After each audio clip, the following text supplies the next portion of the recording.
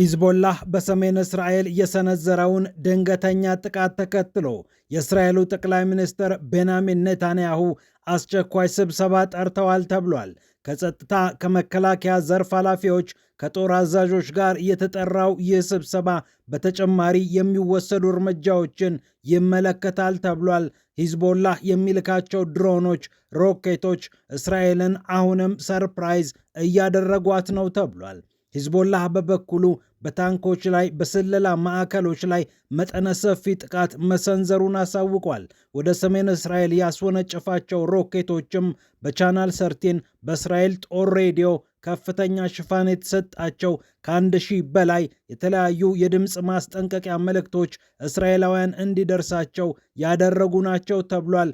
ጉዳዩን እንመለከተዋለን። ይህ እንደተጠበቀ ሆኖ የአሜሪካው ፕሬዝዳንት ዶናልድ ትራምፕ በኢራን ጉዳይ የመጨረሻውን የስምምነት ፊርማ ከማሳረፋቸው በፊት ባለቀ ሰዓት ኢራንን ሐሳብ ለማስቀየር እየሞከሩ ነው ተብሏል። በየትኛው ጉዳይ ላይ ኢራንን ሐሳብ ለማስቀየር እየሰሩ ነው የሚለውን ጉዳይ በተመለከተ የምናነሳው ይኖረናል። የአሜሪካው ፕሬዝዳንት ከአማካሪዎቻቸው ጋር በዋይት ሃውስ በሲቹዌሽን ሩም የመከሩት ምክርም ሐሳባቸውን እንዲቀይሩ አድርጓቸው ሊሆን ይችላል እየተባለ ነው።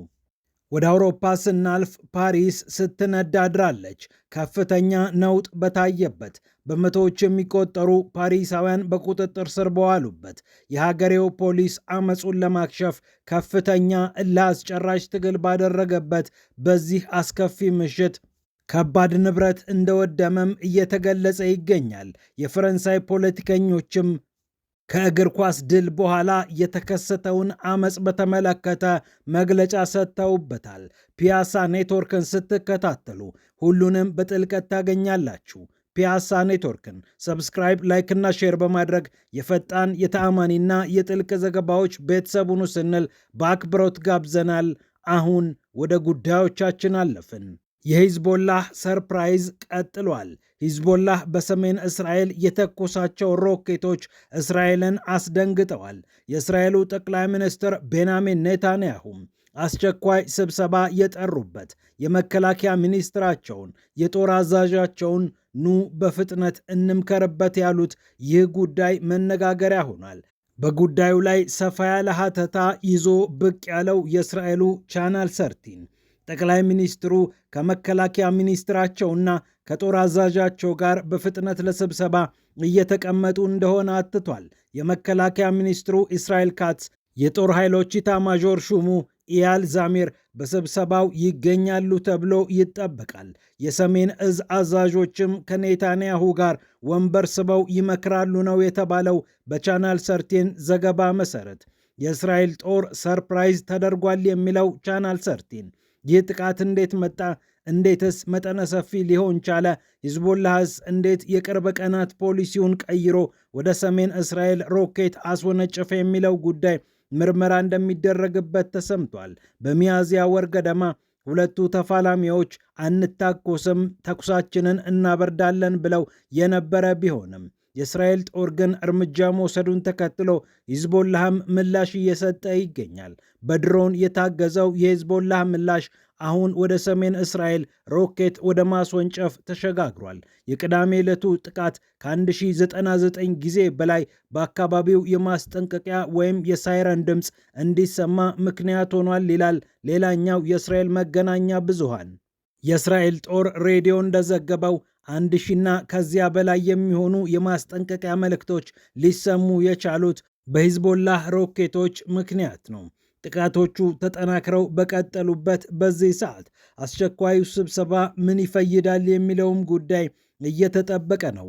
በደቡብ ሊባኖስ መጠነ ሰፊ ወረራ ጀምራለች የተባለችው እስራኤል የሊታኒን ወንዝ በመሻገር ጦሯን እያሰማራች እንደሆነ ታውቋል። የሊባኖስ ጦር ደግሞ ረጅም ቀጠና የመዋጋት አደጋ ውስጥ ገብቷል ይላል የአልጀዚራ ዘገባ። ሂዝቦላህም ጉዳዩን በተመለከተ በሰጠው መግለጫ ጥቃት እየሰነዘርን እንገኛለን፣ ራሳችንን እንከላከላለን ብሏል። በገሊላ አካባቢ መጠነ ሰፊ ጥቃት የፈጸመው ሂዝቦላህ አሁንም ጥቃቱን አጠናክሮ እንደሚቀጥል ነው የገለጸው። በሰሜን እስራኤል ከ24 በላይ ወታደራዊ ኢላማዎችን መትቻለሁ የሚለው የሊባኖሱ ቡድን በኪሪያት ሽሞና የሚገኘውን የእስራኤል ጦር መገኛ መትቼዋለሁ፣ ሰሜን እስራኤልን ማጥቃቴን ቀጥያለሁ ብሏል። ሮኬቶቹን አዥጎድጉዶ የተኮሰው ሂዝቦላህ ከተለያዩ የእስራኤል ኃይሎች ጋር ፍልሚያ መቀመጡንም አንስቷል። በዚህም መሰረት ሜርካቫ ታንኮችን፣ ወታደራዊ ቡልዶዘሮችን እንዲሁም መሰረተ ልማቶችን በሳፋድ፣ በናሃሪያ፣ በኬርሜል፣ በሜሮን እና በሌሎች አካባቢዎች መትቻለሁ ብሏል። የስለላ ጣቢያዎችና የእስራኤል ጦር ምሽጎችም እየተደረመሱ ነው ብሏል ሂዝቦላህ። የሂዝቦላህ የተለያዩ ሮኬቶች በአሁኑ ሰዓት በስራ ላይ እንደዋሉ ነው እየተነሳ የሚገኘው። ፋላቅ 1 እና ፋላቅ 2 እስከ 11 ኪሎ ሜትር መጓዝ የሚችሉ የሂዝቦላህ ሚሳኤሎች ናቸው። ሻሂን 1 13 ኪሎ ሜትር መጓዝ የሚችለው ሂዝቦላህ ሚሳኤል ነው። ሌሎችም ሮኬቶችና ሚሳኤሎች አሁንም በሂዝቦላህ እጅ እንደሚገኙ ተሰምቷል። 40 ኪሎ ሜትር መወንጨፍ የሚችለው ካቱሻ፣ 43 ኪሎ ሜትር መሸፈን የሚችለው ፋጅር 3 በሂዝቦላህ ክምችት ውስጥ ይገኛሉ። ፋጅር 5 75 ኪሎ ሜትር፣ ካይባር 100፣ ዛልዛል 210፣ ፋታህ 110 300 ኪሎ ሜትሮችን መወንጨፍ ይችላሉ። የስካድ ሚሳኤሎቹም እስከ 550 ኪሎ ሜትር መወንጨፍ የሚችሉ እንደሆኑ ይነገራል። አብዛኛዎቹን የሚሳኤል ክምችቶችና ማስወንጨፊያዎች እስራኤል በደቡብ ሊባኖስ እንደመታቻቸው የሚነገር ቢሆንም አሁንም ወደ ሰሜን እስራኤል ሮኬት መተኮስ ቻለ ማለት በክምችቱ ውስጥ እነዚህ ሚሳኤሎች ተሟጠው አላለቁም የሚለውን መልእክት የሚያስተላልፍ ሆኗል። ይህ እንደተጠበቀ ሆኖ የአሜሪካው ፕሬዝዳንት ዶናልድ ትራምፕ የሊባኖሱንም የኢራኑንም ጦርነት ሊያቆም የሚችል ስምምነት ከቴህራን ጋር ለመፈራረም ጫፍ ላይ ደርሰዋል በተባለበት ሰዓት በመጨረሻው ሰዓት ሀሳባቸውን እየቀያየሩ እያስቸገሩ እንደሚገኙ ተዘግቧል። በሲቹዌሽን ሩም በዋይት ሃውስ ስብሰባ የተቀመጡት ዶናልድ ትራምፕ አማካሪዎቻቸው በዚህ ጉዳይ ላይ ምን ትሉኛላችሁ ተብለው አስተያየት የተጠየቁበት ነበር። የኢራን የኒውክሌር መርሃ ግብርን በተመለከተ ተጨማሪ ማጥበቂያዎችን የፈለጉት የአሜሪካው ፕሬዝደንት 60 ቀን የተኩስ አቁም ስምምነት ብንፈራረምም እኛ ለነሱ የምንለቀው ገንዘብ ሲኖር እነርሱ ገንዘቡን ተጠቅመው ብዙ ካመለጡ በኋላ የምንደርስባቸው አይሆንም። አሁኑኑ ተጨማሪ ነገሮች ላይ ሊፈርሙልኝ ይገባሉ እያሉ እንደሚገኙ ተሰምቷል።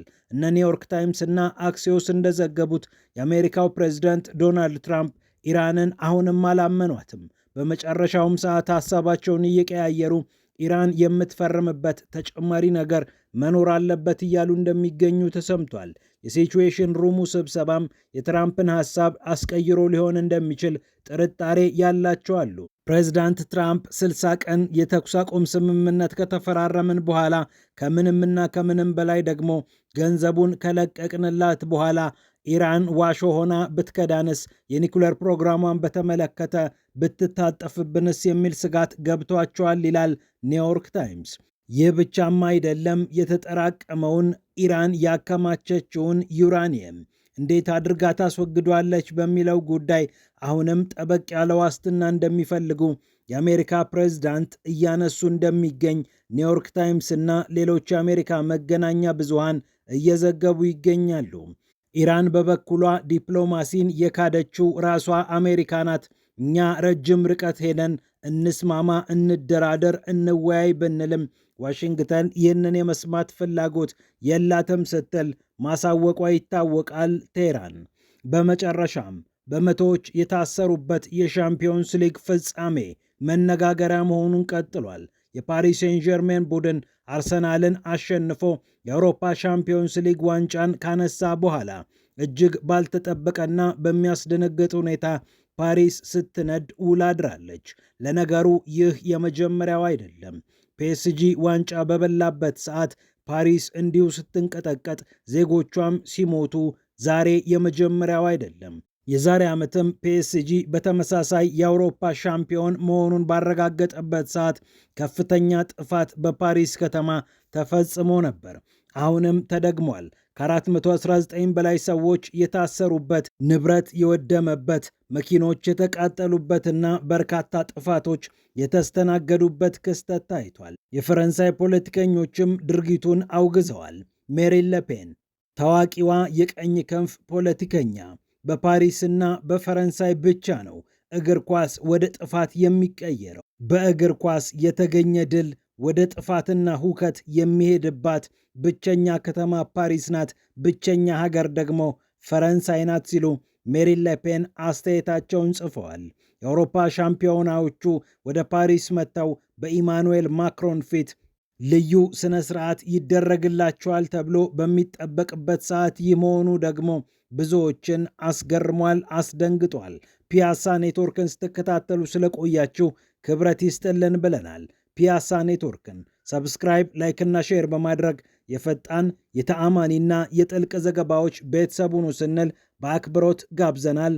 በምናቀርባቸው ቪዲዮዎች ላይም አስተያየቶቻችሁን በአስተያየት ሳጥን መስጫ ውስጥ እንድታሰፍሩልን በአክብሮት እንጋብዛለን። ሰላም ለዓለማችን።